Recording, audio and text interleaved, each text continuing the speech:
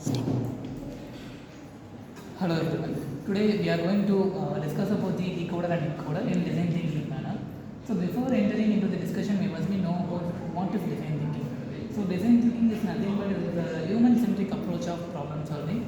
So in the design thinking, we solve the problems by creativity and innovative solutions. So the design thinking have the 5 stages: empathy, define, ideate, prototype, and testing. So here we are going to conduct these discussion in these 5 stages. So let's start with empathy. So empathy is nothing but analyze the user needs, like what they need, how they need, etc. So here the users who are going to use the encoder and decoder are engineers, developers, and backend users like that. So their needs are efficient transmission of data and less power consumption. After that, reconstruction of data at the receiving side, and then low cost like that. So over to Dashmi. So in this phase, we articulate the needs of encoders and decoders. The problem statement is the user needs a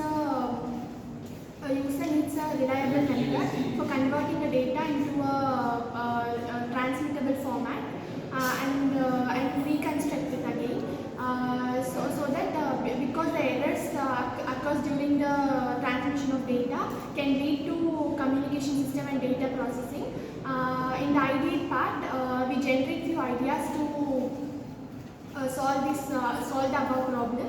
And in this we brainstorm a few ideas to solve this problem based on encoders and decoders. Encoders is nothing but converting the information from one format to another format, and decoders are converting the encoded format back to its original state. Over to Pari. Okay, in this phase we are going to build and testing a product for encoder and decoder. It means we are going to create a working model and algorithm for encoder and decoder. Encoder prototype. A circuit is built using a Sandman's coding law, and the algorithm is using the Harman's code law. At the same, like decoder also, the circuit was designed using Sandman's code, and the algorithm was built using a Harman's code law. And the testing part, we are going to check the encoders, decoders, efficiency, accuracy, and error handlings. Over to Ron. So now we have seen overall how we implement design thinking in using encoders and decoders. Now we can see in depth. So while we speaking about encoders and decoders, while we coming to the empathize part, we have to understand the need and uses of the consumers who are using it. First we will conduct a survey and take interview for the people who is mostly using the encoder and decoder. Who are the people? People mainly like data scientists, network engineers, and communication engineers. So we will collect data from them, and we will also do R&D for collecting the survey. So when we come to the second stage, it's a define. So for me, there are a lot of criteria, but I'm going to take the problem like I want efficiency data storage. So I'm going to compress the data, and I am also going to decompress it to get an efficient and low storage, and I also include another function where it will detect the error and it will rectify automatically. So this is my main define problem. So how could I create an idea for this? So where I will gather an expert and technical people in the same align, and we will get an idea.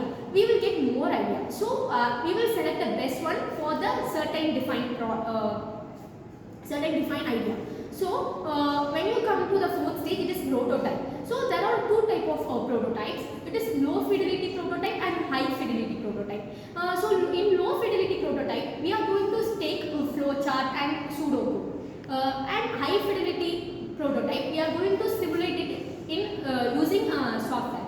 And the final step is testing. So in this case, we are going to implement it which will be more suitable for real life scenarios. So after that, we will again get feedback from the users who are using it. Then after getting it, we will iterate it and make changes according to the need of the users. Over to us. Here I am going to conclude this section. By using the design thinking methodology, we can be deeply understand the needs between the encoders and the decoders. By ensure the final solution, it can be generate the innovation of solution and efficient and relatability. It can be addresses the code of problem statements and it addresses the transmissions and reconstructions. Thank you. Thank you so much.